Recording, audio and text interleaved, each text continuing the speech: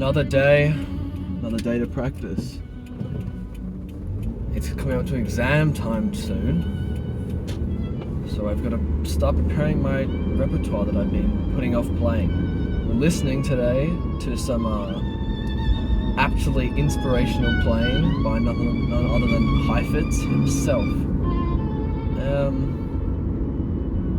What do I have to say? So, the exam is coming up in 5-6 days, and I've got that much time to prepare. Now I'm pretty set on what I have to do. The repertoire is fine for now, right? I'm playing 2 pieces. We're going to play for a total of 20 minutes. The first movement of Brahms' first sonata, the G major, and Wieniawski Legende.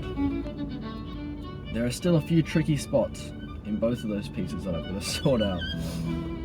There's 4-octave arpeggio at the end of the Wieniawski, and then the Brahms is just confusing.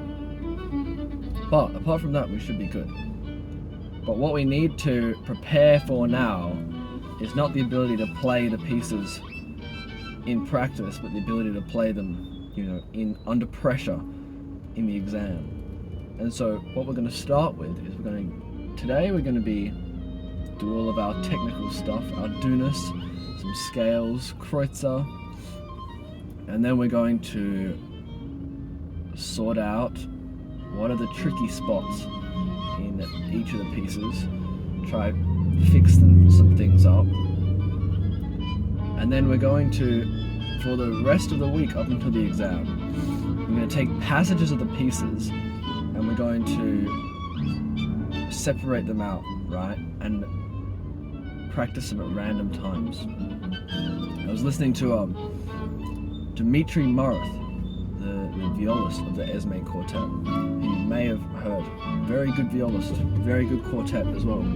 I was lucky enough to actually see them in the flesh, live. They played Mendelssohn too, and Debussy. But very good quartet, and so he has his on tone-based viola. He made a number of courses on Brahms sonata and some other things, but the practice one that he made is available on the violin version, which I have. And so he talked about the idea of, like, a lot of the time when we practice, we pull out a piece. Say we are practice routine, we have like a basic, we play scales for an hour, then etudes for an hour, then a piece for an hour, right? Just that. And then what most of us go through is we play a piece for an hour, but we spend 20 minutes working on the piece, right? To getting things better, making mistakes, and the 40 minutes just kind of repeating things, playing them on autopilot, not really doing much. And his idea was that those 40 minutes are kind of just a wasted time. What's actually important is the time where we struggle to try to retrieve, the information from our brain about how the hell do we actually play this piece, this passage. And it's based on an idea that in a lot of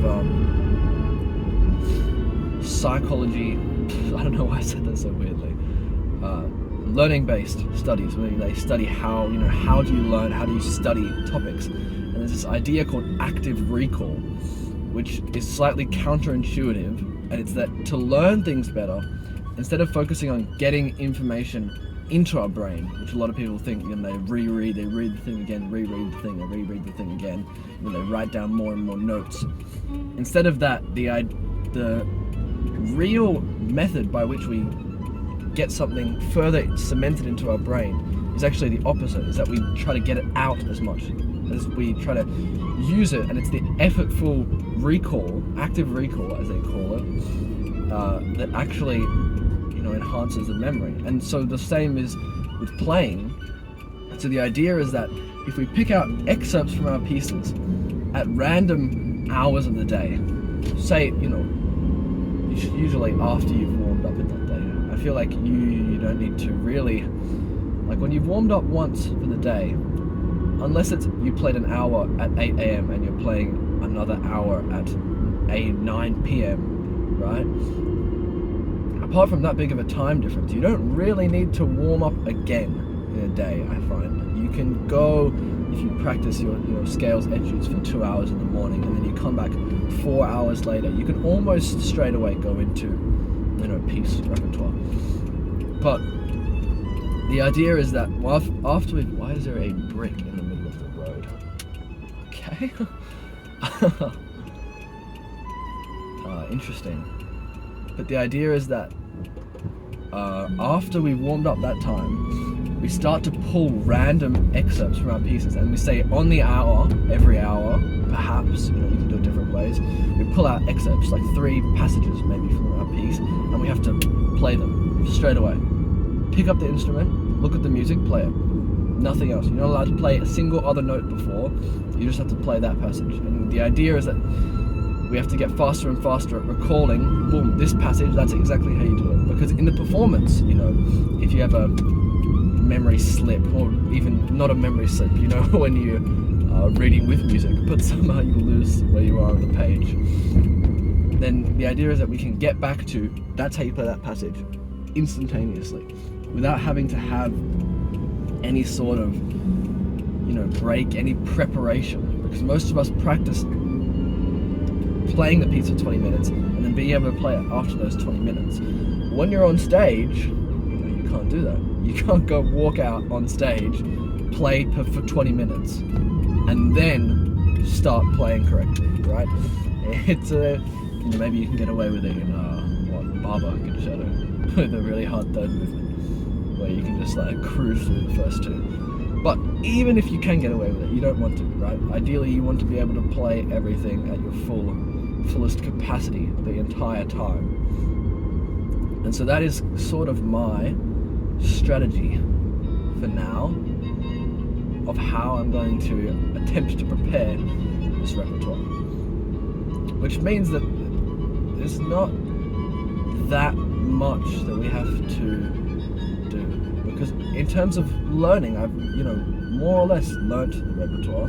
There are obviously areas I need to prepare, fix, right? Play more in tune, whatever. But for the most part, this is the phase of preparation. Because you've got, you see the piece for the first time, you learn it. And then you brush up on areas, etc., etc. Then you refine an interpretation or how the piece goes. And then there's a stage where you have to then prepare to play that on stage, prepare to perform that, because you can't just prepare to just have it after you've practiced. I think I've said enough. We're going to continue listening to this Heifetz Korngold Concerto. Maybe it's just me, but I think the Korngold has got to be one of the most underrated concertos in the repertoire. It's just so good. It's just such a good concerto.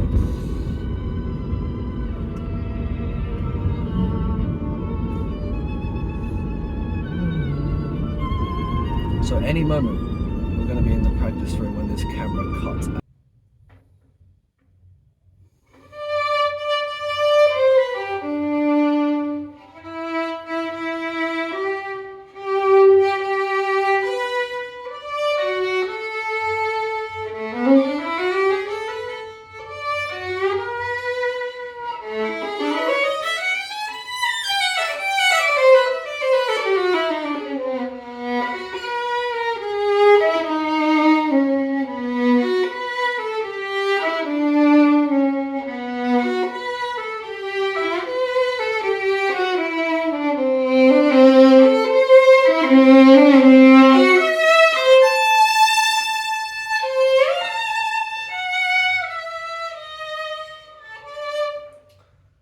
Yikes!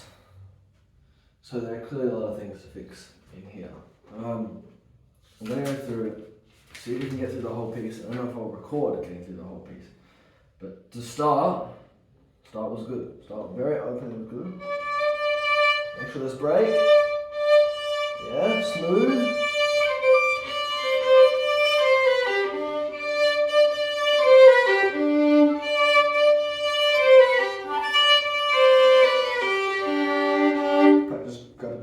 Stops.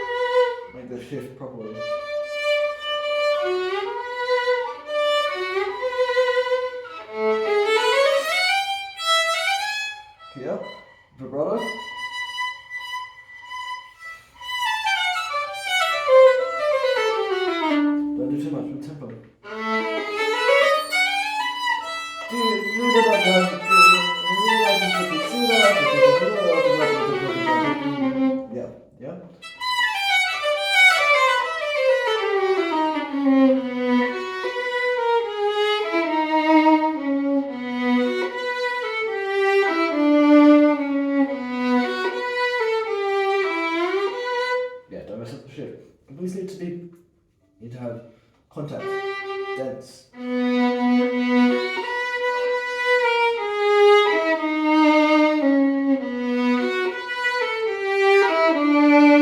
Yeah, so phrase.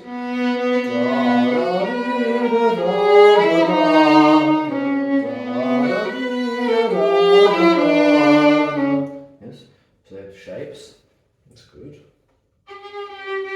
Let's do this for tuning. We're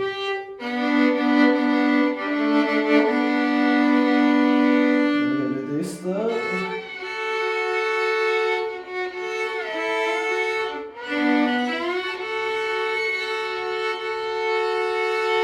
There it is.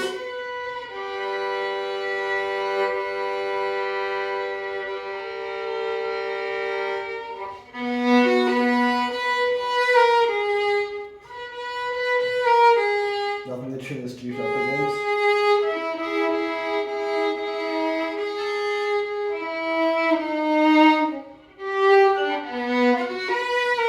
Yeah, good. Yeah.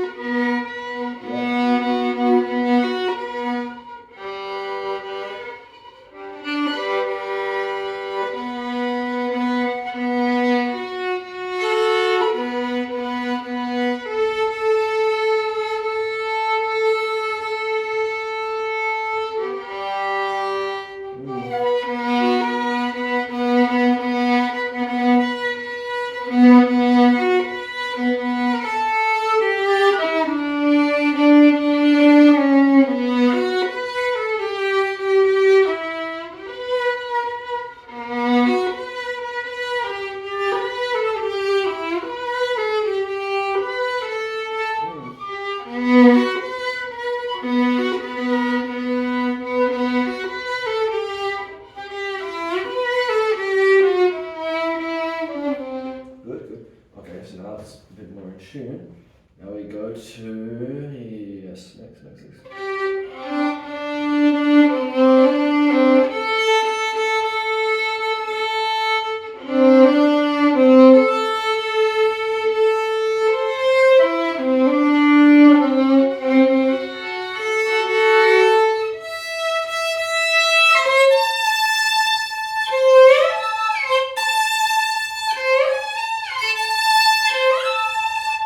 That was good.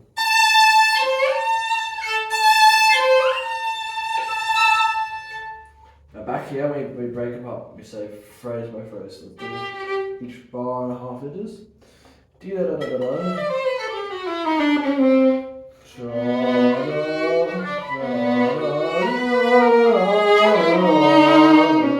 Yep.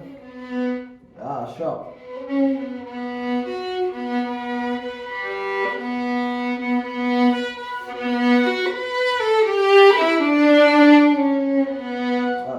Not. Sustain.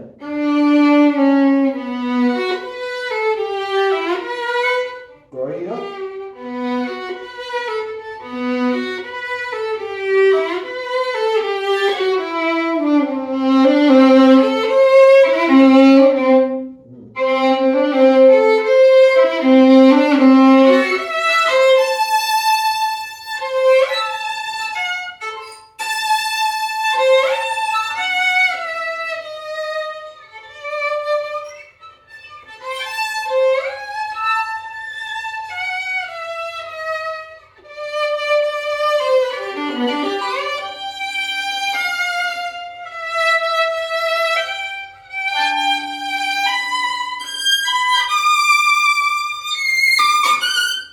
So that's the next part that we'll work on. But we're sounding alright so far. Really, intonation here is a big problem.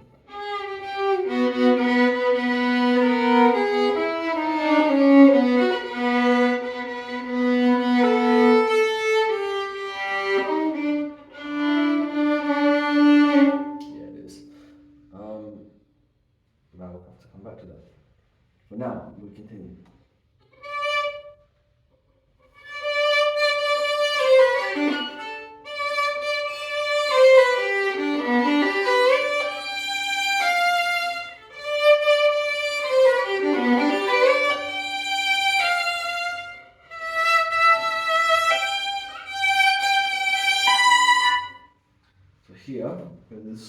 So.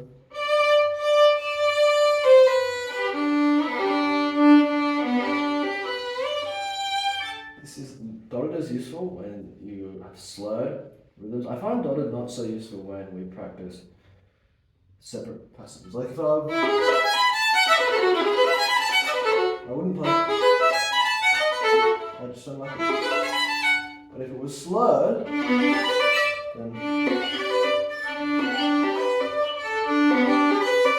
find much more useful.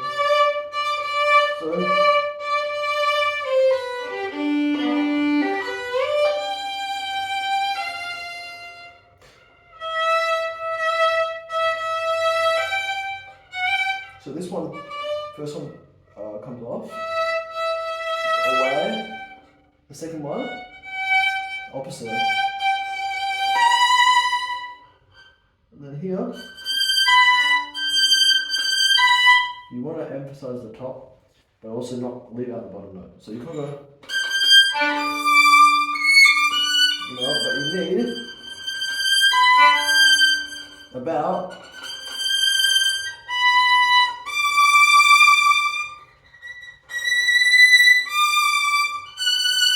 over that together.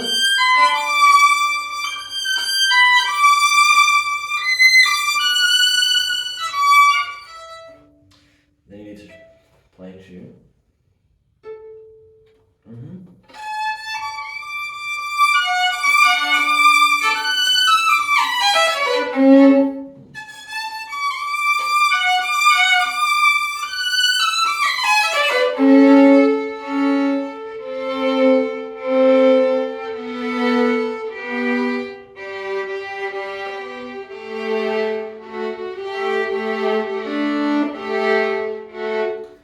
Too many problems really with this. Let's play it through slowly. That whole passage that I just played.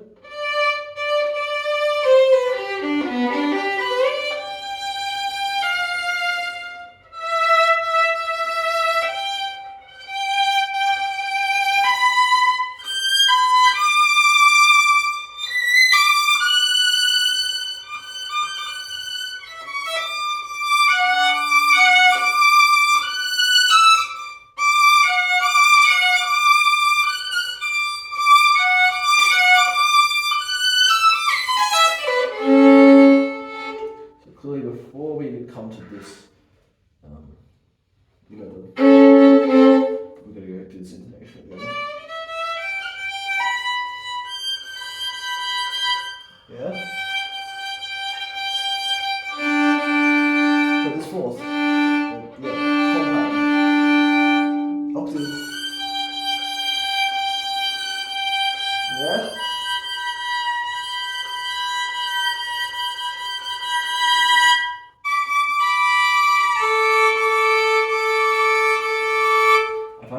Much easier to tune with perfect octaves, perfect intervals here. So if I have the option to tune B and D, which is third, or A, much clearer to hear in tune for me. There we go.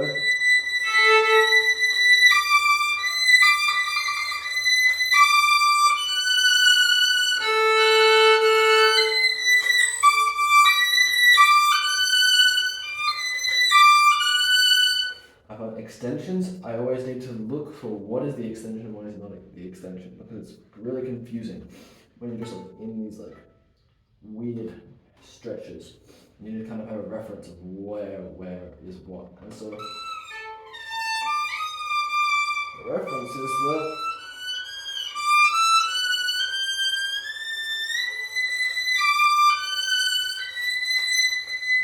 this is a stretch, this is just normal.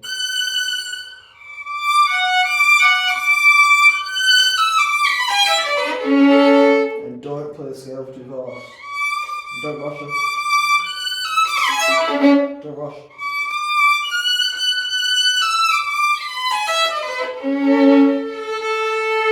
And then land in tune.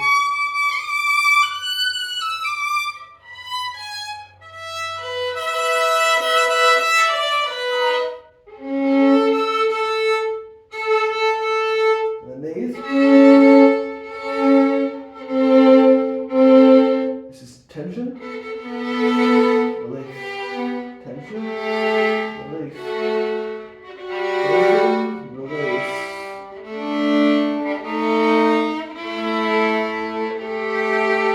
Big tension, right? This is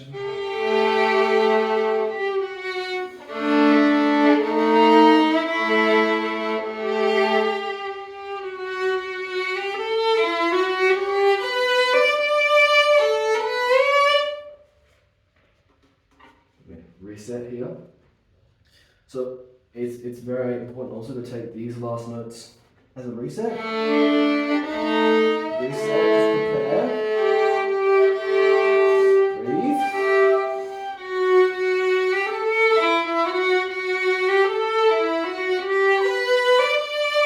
And then smooth, everything's smooth here.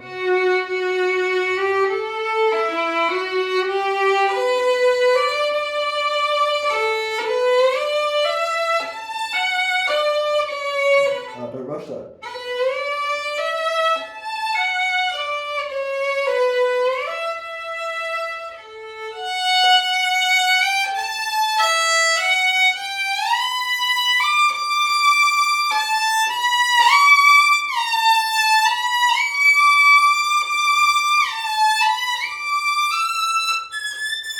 Again, this is the extension, this is not.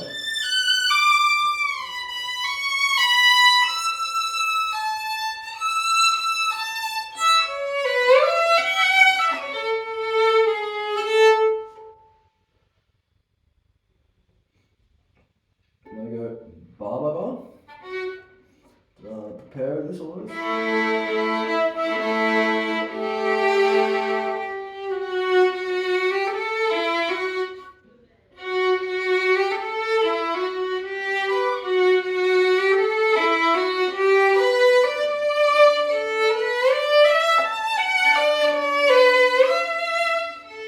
Good.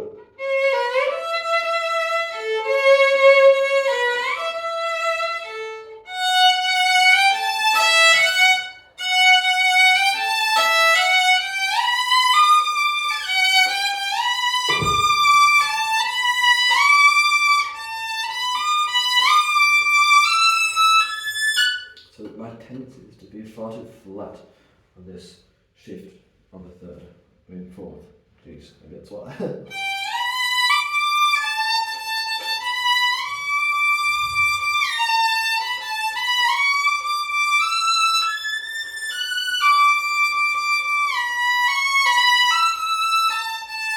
Now we'll do something.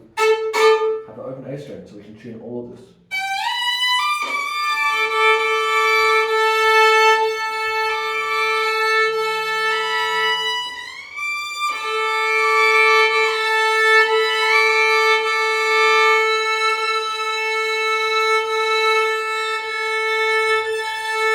So this was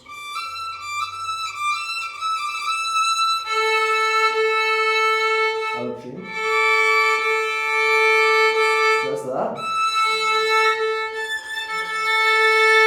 Yeah.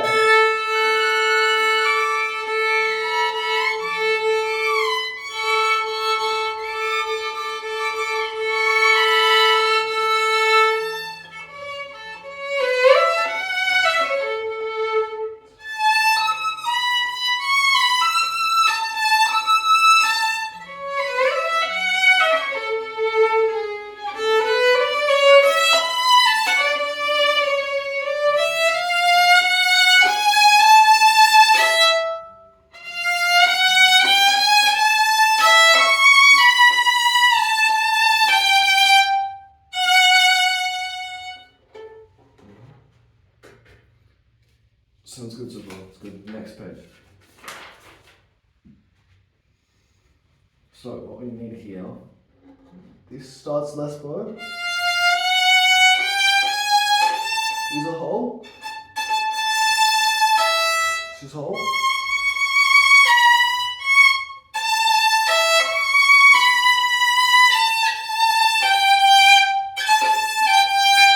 This is two. Then sforzando. So it's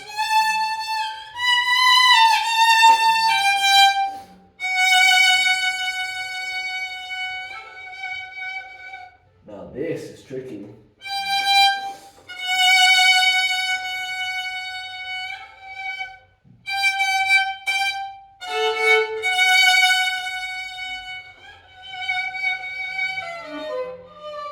Now this is like sort of a change of color here.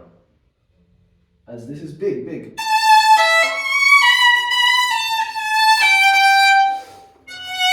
Surprise! I need to play the right notes as well, so we're going to get the notes first.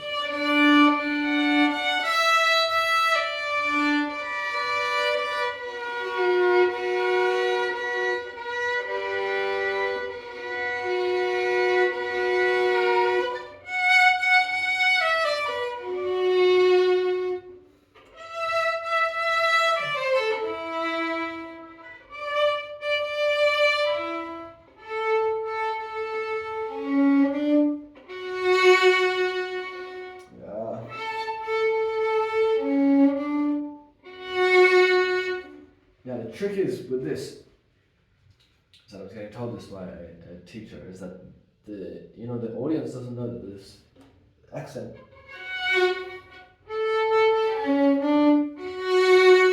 is coming, so you can't give any hint with the note before. The note before has to be, as if this was the end of the piece, because it kind of sounds like it.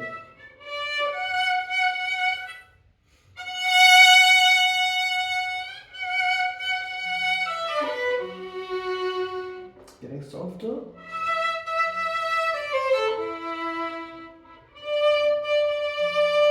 Two, 5.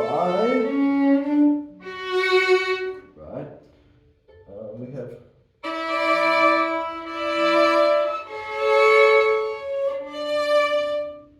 Very, final sort of sound. But then the surprise. So we have to play the last note, the D, as if it's just the end. It's the end of the piece.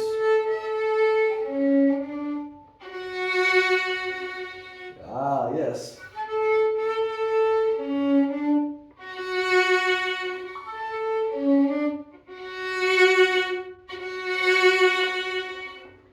Now, every time I listen to this piece, many different recordings, many violinists,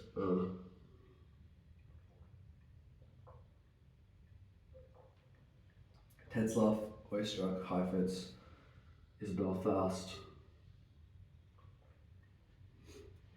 But for some reason, no one gets this accent, like Pinchas Zuckerman. Yeah, I don't know how he does it. It's like magic. It's like a...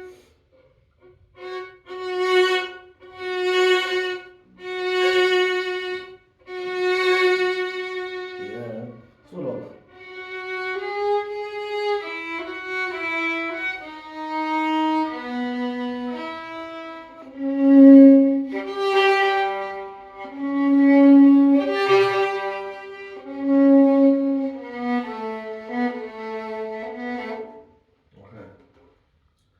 Look, for now, I think that's all good. We don't want to spoil too much of the piece before we get the final, exam performance. So, see you later.